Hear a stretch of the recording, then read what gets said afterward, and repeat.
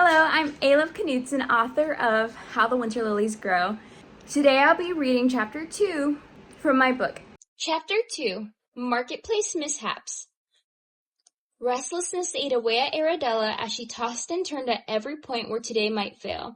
Aradella didn't feel any more confident about retrieving the spark saber this morning. The night before had been agony. She arrived home a wet mess and couldn't turn on her hearth without warning the shadow guard that she had been up past curfew. The dry clothes had not helped much as she lay in the bed frozen, both physically and mentally. She tried to devise a clever plan, but her mind chose to focus on what death would be like or how small the cell would feel. Anxiety was poison to her heart, and she willingly divulged. As awful as it was, worry made her feel safer and tricked her into thinking it added value, as though she could control her circumstances or prevent a worse outcome. It didn't matter. She was cursed. Her fate was inevitable. Get the spark saber, die alone. Don't get the spark saber. Her mom dies and Aradella dies alone. A deep breath rattled through Aradella as she shoved her cart down the path. It creaked loudly as it passed over a thin layer of ice that had formed overnight. The cart was long overdue for repairs that Aradella had delayed in order to save gemstones that apparently had no value. The path to the castle grounds where merchants sold their goods was a steep one, but relatively not a far one. The snowy valleys of her city of Soriel were so cold and desolate compared to what it once was. Snow was once rare here. Valleys had been filled with flowers of every shade and hue and animals of all kind, while mountains proudly showed their stone and trees. Those flowers have long decayed, the animals chased away and hunted, and the same beloved mountains she treasured with her grandfather were now impossible to scale. Aradella longed to go back to those sacred memories. An achy pang hit her inside of her chest. The thought of her grandfather. Why must people be so vulnerable to death? That one truth stayed the same. Everyone lives and then everyone dies. She pushed aside the thought and hurried forward to avoid the ache of loss, yet it stayed as the castle of Betrayal lay on the other side. The castle, different from the one she was headed to, overlooked the sea. Its stone was covered in moss and grime, but its architectural beauty still held after all these years. But it looked lonely. It had a port that once entertained sailors, merfolk, and other travelers and wanderlusters. Now remnants of the fallen seaside villages surrounded the castle, the ashes of old ships and rebellious people. A warning to never betray the king. A knot formed in her throat as she thought of the treason she would commit today. The dark lands of Betrayal shook her to remind her of the deadly consequences of treason. Draven was powerful and merciless, as evident by the darkness which resonated from the castle walls. Her heart quickened, and she hustled her cart forward. No need to resonate in thoughts. This land was unredeemable. The land merely reinforced the thoughts that already haunted her mind. The consequences of today were even more serious than potential banishment. It could be her life. She pushed beyond the view of the fallen land and plunged into the path of trees which safely guided her to the marketplace. Aradella peered at the sky to flocks of birds flying ahead through the winter clouds, to be free in that world above. Aradella trudged through as her mind drifted to the holidays ahead as a distraction. Aradella didn't care much for Kringlemas. It celebrated a creator in some state. This didn't impact Aradella except that sales increased and people loved being with their families. The dwarves she met last night were no exception. Once they were gone, they wouldn't be back for a long time, which is why Aradella had to get the spark saber now. The arches of the marketplace filled Aradella with awe each time she passed. They were large hunks of ramblestone connected on the sides by interwoven wood. The gate itself was engraved with the victorious exploits of King Draven, from his command of the seas, his troops marching onto the shores, how he harnessed lightning into the spark sabers, and an image depicting his uncanny ability to connect to dragons, which was unheard of. His eyes were lifeless and cold in every engraving. It told the story of how Draven became ruler of the continent, Titakalor, with his expert use of the waterways on the east side of the mountains. Terrifying, tactical, powerful, and impressive.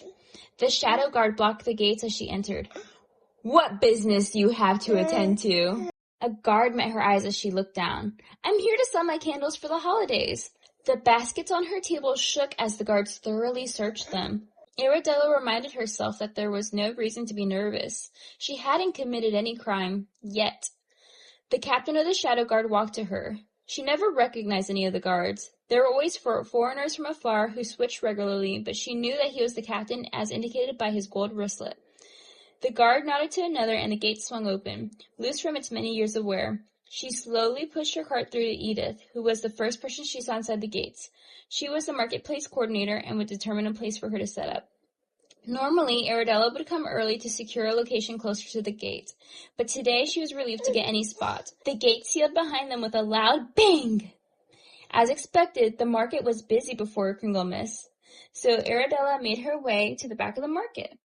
She was grateful there was a vendor spot open, yet it felt strange to go past her usual area. That area was a luxury granted to her because she was consistently there and didn't accept strange offers. But since she hadn't expected to be here today, she was relegated to the back. Inside the marketplace, people sold any goods as long as they were not detestable by King Draven. Aradella strolled past a man selling stones that predicted your future and a woman bargaining her baby in exchange to discover her true love.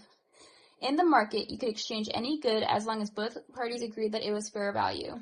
Aradella typically dealt with gemstones. They sparkled beautifully and they were widely traded and accepted for currencies. Except for last night, of course. They were also easier to determine the value of than an owl or other random offers Aradella had received. Others would sell their hunt, scavenged items, and winter garments they made. Aradella accepted these as well from time to time, especially food. Aradella sighed as she thought about how they no longer sold books in the marketplace. An older man, Benny, used to sell them on that exact corner. Reading was the gateway to rebellion, she had heard. In its place, firewood was sold. She shook her head. The world had changed since she was younger. When she was a child, the marketplace in Soria was magical. It had been a place filled with vibrant colors, a stark contrast to the beige walls and black-painted wooden stalls in front of her. People from all over came to their markets and told them stories from the other side of the mountain range that blocked their view. A letter pinned to the peel of paint declared that Kringlemas would be renamed to Dragonmas and should be referred to as such in the marketplace. The continent of Tokalor was in a permanent frost. If it weren't for the fires in her home, she would have forgotten what heat felt like. The frost helped minimize crime as most people chose to stay inside, and King Draven's military could regulate the places people met. No one knew how the frost was put in place and maintained. Even if Draven found a magic caster powerful enough to catch such a far-range spell, she had no clue how they would maintain it for this long. Both the men and women held their hair down to keep their warmth in their bodies. Women typically wore crocheted headbands featuring Draven's preferred colors of black, gold, and purple. This was vastly different from the bright reds and blues Aradella remembered from her childhood. Many people kept their heads down. They briefly glanced up to briefly look at the stalls to find the perfect Kringlemas gift. Women wore black collars around their necks in allegiance to the king, while men wore black cuffs. Aradella was sporting her own collar tonight, despite her plans for later. Hans's cinnamon hot cocoa filled the air, restoring some of the missing marketplace magic. Aradella blissfully forgot that she might meet her ultimate doom here as she wandered to his stall. Hans was dressed elegantly in black velvet with his black cuffs as he advertised his beautiful detailed porcelain cups. The hot cocoa enticed buyers to stop by his booth. Aradella smiled at him as she gave him a quick curtsy. He filled her canister to the brim as she paid him extra. She didn't need as many jewels as she had anymore, so might as well spread it amongst the people who gave her little drops of joy. "May the Creator favor you greatly, Aradella," Hans said with a cheery smile on his face. Aradella felt her heart revolt and nearly took a step back, but decided to smile back in response. She needed all the blessings she could get today, whether they were made up or not. The hot cocoa brought warmth back to her cold fingers. It tasted like her mother's hot cocoa. The thought of the home she once shared with her mother brought sorrow before she took another sip and was filled with joy again at the flavor. As she tugged her cart to the back, she passed Greta as she played beautiful, soulful music. The crowd watched as they stood still. Her hands moved smoothly as she pushed her bow through the strings of her violin.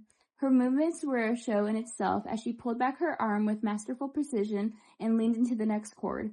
The song held nostalgia for Aradella as it was one her grandmother would sing. "In the garden of care, love comes with ease. Crystals softly shimmer, surrounded by flora rare. Sweet spices scent the air. Snow falls with peace. Silver butterflies glimmer as fauna flaunt their flare. Even when sun is dimmer, I'll rejoice in the breeze as I forget despair. The next verse came to mind as it was the inspiration for her mission. It held the legend of a blue and silver flower Aradella planned to seek. The thought of the winter lily briefly brought her a whimsical feeling, followed by a sense of faith. This song was her last hope. It might not be real, but it was her last chance. Her mother's dreams of it always seemed so real when she described it. The Aradella was sure it had to exist. Aradella took a step back as the verse she expected did not come. It had been replaced. As the light fades in a time of Yule, winter honors King Draven's rule. He shines exceedingly bright, as his justice does unite. Aradella ignored the song as soon as she heard the lyrics had changed. It didn't even follow the original rhythm. No one noticed or cared, it seemed. Another song beloved by Aradella that had been changed in worship of the king. She sighed and moved on. Typical. Kringlemas brought a feeling of generosity as coins peeked from the brim of Greta's basket, much earlier than usual. The gemstones glittered in the air as Aradella checked it in. She knew she only had to change the lyrics for the king, and it wasn't her fault the song was now ruined. Greta had still played beautifully. Aradella returned to her cart and continued on. She dreaded every step she made as she reached her destination, especially after seeing Greta and Hans. Would she ever see them again? The plan she concocted last night came to her mind as she parked her cart in its place. Scan for guards, find a smaller guard, accidentally set her cart on fire when the smaller guard was nearby, and take his spark saber when he comes to help. Easy, right? Aradella's mind fought back. Definitely not easy. What if he was drinking water and used that to put out the fire in an instant and didn't even need to get near her?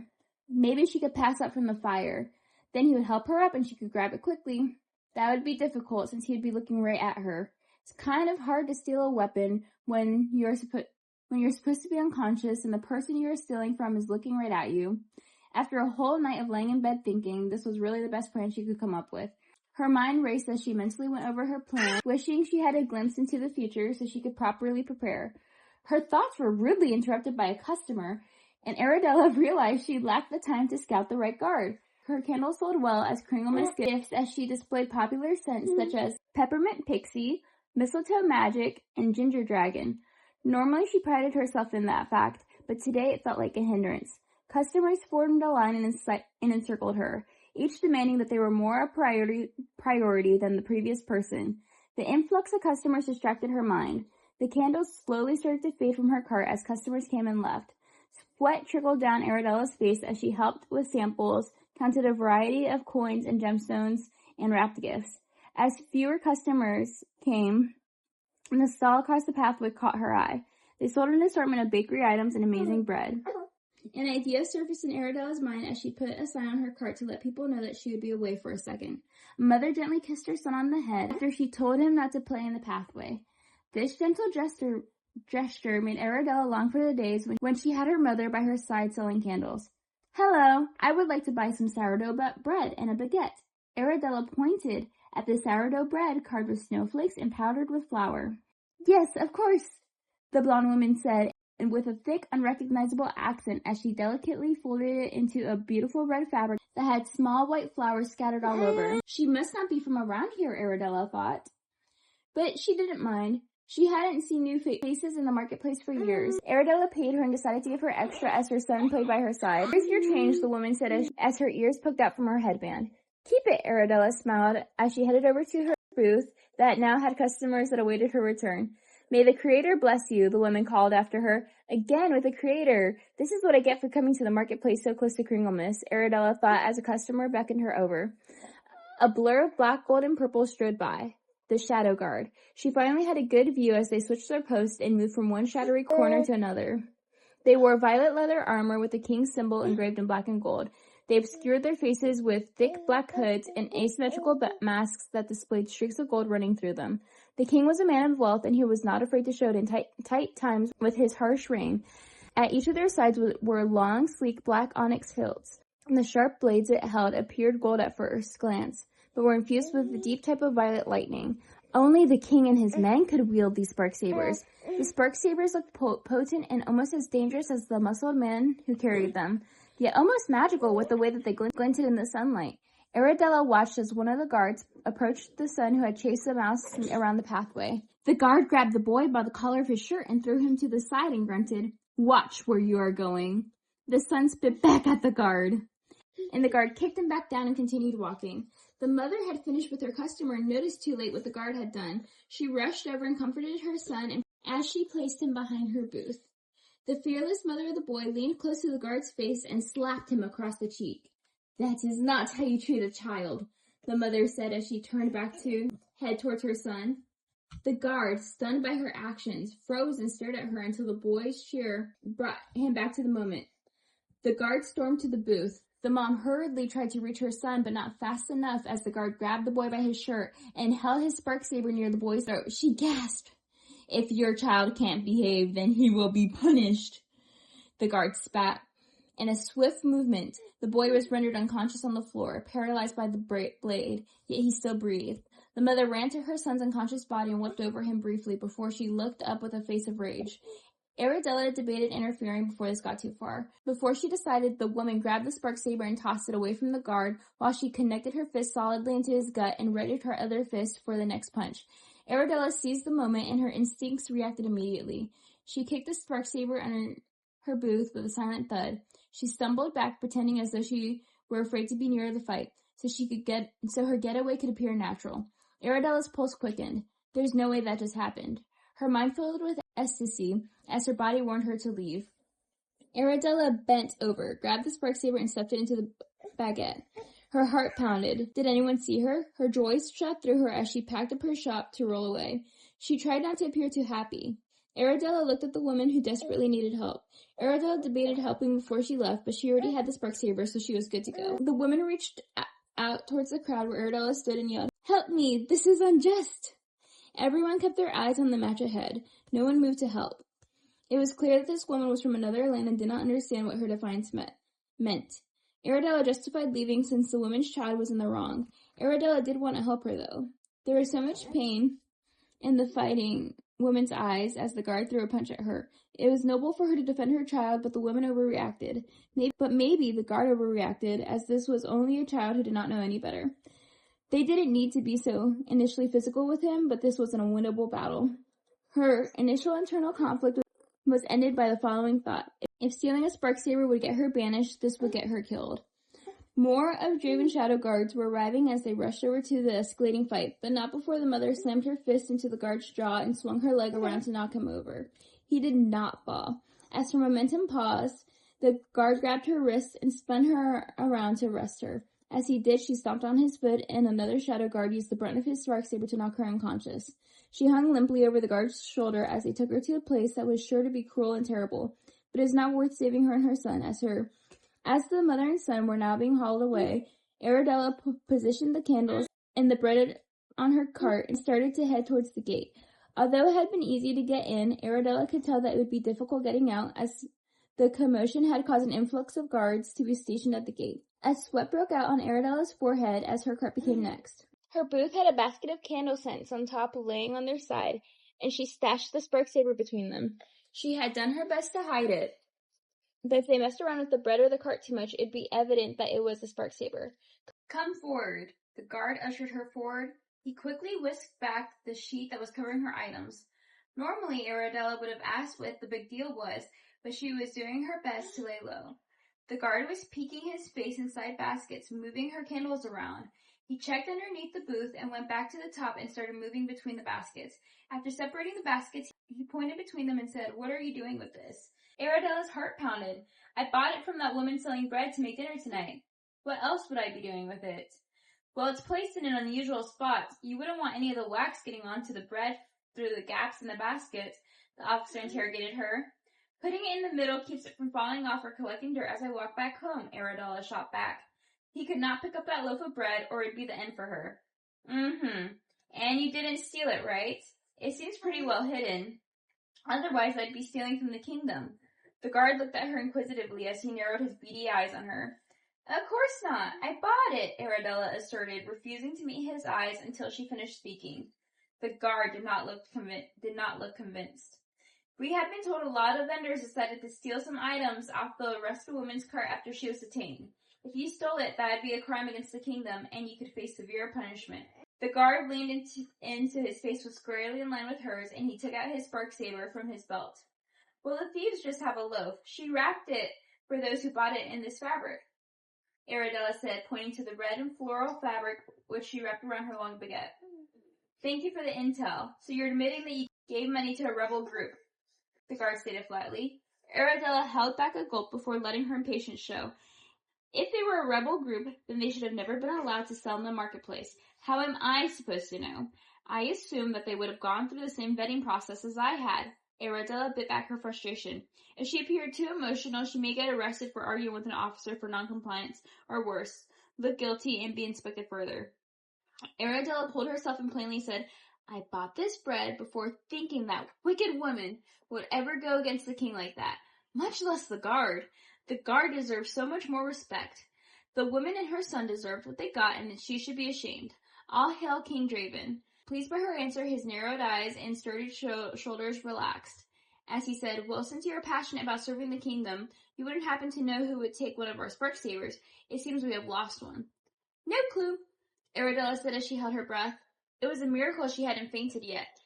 It was not in her usual style to go against the kingdom in any way. All right, move along. Next person. The guard was already moving on to the cart behind her. After that moment, Aradella trembled as she walked. This was too many brave tasks for her to handle at once. She was over-aware of her every movement walking back home. Was she walking too fast, too slow? Was she walking too stiff or too loose? Did she sound too mocking when she said, I'll hail the king? These thoughts raced through her mind, feeling uneasy as the marketplace got smaller and smaller behind her.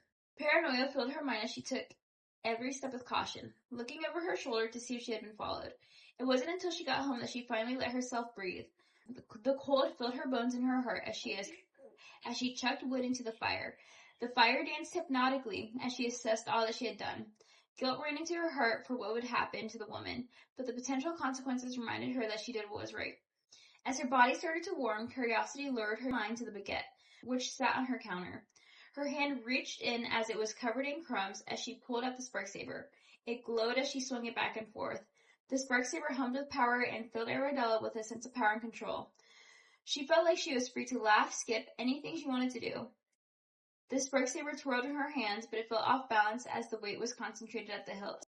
She spun it faster as the light trailed the room. Her hand brushed up against the ridge and jumped back when the spark saber extended to its full length, which was close to slicing off her arm.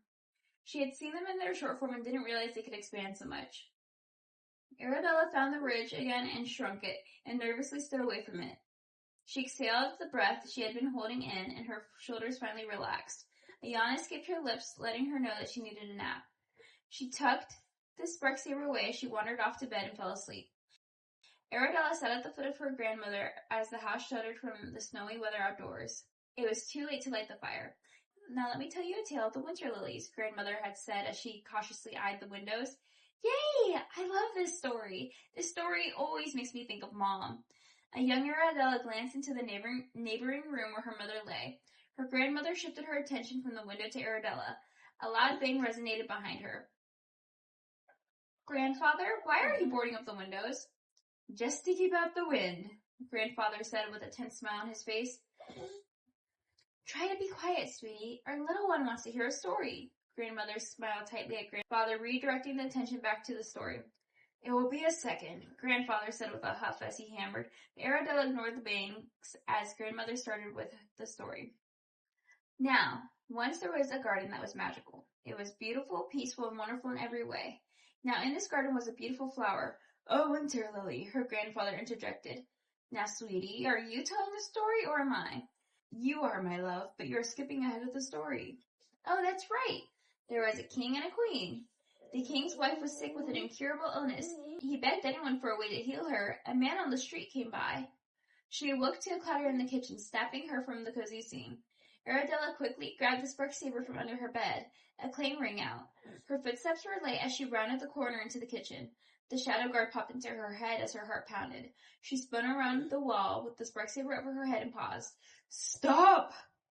Sigurd grunted as he held Aradella's wrist in the air. He slowly lowered her hand and backed away. I see you have the spark saber with you. I do. Aradella lowered it. Pure anger entered her as she saw their faces. They woke up, they risked her life, and they broke into her house.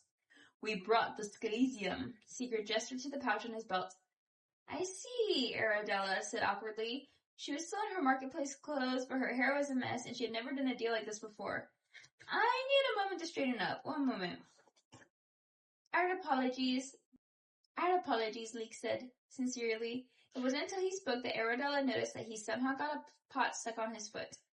Aradella ran to the restroom and brushed out her hair. She splashed water in her face and went out. Before she went out, she heard Sigrid whisper, "Perhaps we can just take it from the girl." "Sigrid, that's not very polite," Leek cautioned. "Well, I don't care about politeness." Aradella had heard enough. She went back to her room. In her closet, she grabbed candle shavings and 2 fragrance vials and shoved them in her pocket. Right when she was about to be courteous and honor the deal, they were going to betray her. She will show them to mess with her. "All right, boys, I'm ready," Aradella said with a forced smile on her face. "Hand us the spark saber, and we will give you the scalesium," Sigurd said as he wiped the sweat off his brow. "Straight to business. Not even a good job for not being banished," Aradella teased, hiding the anger in her voice. "I wouldn't go so far as to congratulate you too much. From what I heard, it was a favor from the great beyond, but good job." An annoyed look crossed Sigurd's face, while Leek looked genuinely happy as he said, "Congratulations, we knew you could do it. You got it! We can make a deal now!" "I think you mean luck. And luck or no luck, at least I got it." Aradella was annoyed at him for his comment. Sure, it had landed in front of her, but stashing it in the bread and hiding it away, that was her idea. She deserved some credit, plus she agreed to risk her neck out in the first place. That should count for an ounce of respect and trust. "Can I look at the scalesium first to make sure it's real?" Aradella smiled and widened her eyes in an attempt to look younger and less dangerous. "Sure, as long as we get to see the spark saber," Sigurd replied. Aradella handed over the spark saber and grabbed the pouch. The men eagerly grabbed the spark saber. As they inspected it, Aradella turned around and poured the scalesium into the vial. It shimmered beautifully as it slithered down. She placed the wax shavings from the other vial into the pouch. She hoped it weighed the same so they wouldn't tell the difference. She turned back as she pretended to inspect the pouch further. "So, how does this scalesium work?" Aradella said, holding up the pouch as she stared at it. She had heard stories growing up as a child that the women took scalesium and transformed, but now that she had it, she wasn't sure what to do with it. The men looked up at her with arched eyebrows. "You swallow it and you transform," Leek explained. "I'm going to be honest, I don't think I want this anymore." "You know how long that took us to get," Sigurd fumed. "Well, you guys really want this," Aradella said as she took the spark saber from Leek's hand, "so I need to make sure that I get what I want." The power hummed through her hands as she held it. "So, what is it you want?" Sigurd said as his face reddened. "Come back tomorrow and I'll let you know," Aradella asserted. "Let us know?" "Huh!" Sigurd huffed as he wrinkled his nose. "That is ridiculous. We are here now and we have other places to be." "Well, go to your other places and I'll be right here playing with this until you get back," Aradella stated as she spun the spark saber in her hand. "That is not a toy." Sigurd took a step towards Aradella. "Would you rather me use it as a weapon instead?" Aradella threatened as she pointed it at him. "Calm down, everyone. I'm sure we could both use some time to think," Leek said as he grabbed Sigurd's arm to lead him from the room. Sigurd pulled forward and spun around to follow Leek. As they started to leave, Aradella's shoulders relaxed until she realized that she would have to act fast. She had the scalesium now, but it wouldn't be long before they saw that they had wax shavings. Aradella grabbed a small pouch, double-checked that she had the vial of scalesium, and fastened it with the spark saber around her waist. She made sure no one was near as she dashed to the sea. Her body felt the aches, pains, and sleepiness she had gathered from the days before. The ice made her path slippery as she raced on the path. A chill ran up her spine. Her breath was ragged, but she felt electric as she rushed against the freezing wind. Aradella was more out of shape than she had realized as she huffed and puffed her way to the sea. Guilt chased after her, so Aradella planned to outrun it. She was a woman on a mission. She had planned to do this deal as planned, but if she was a pawn in their game that they were willing to spare, it was up to Aradella to seize the power for herself. If they were going to steal it, then they deserved it. It was perfect because now she had both. She might face some pretty terrible animals, and the spark saber was perfect to keep her safe. As she neared the shoreline, she slowed down. She was already tired, and she needed to conserve her energy for the swim ahead. It would also help her avoid suspicion. There was no reason to alert anyone, as the guards watched for boats which left it to allure.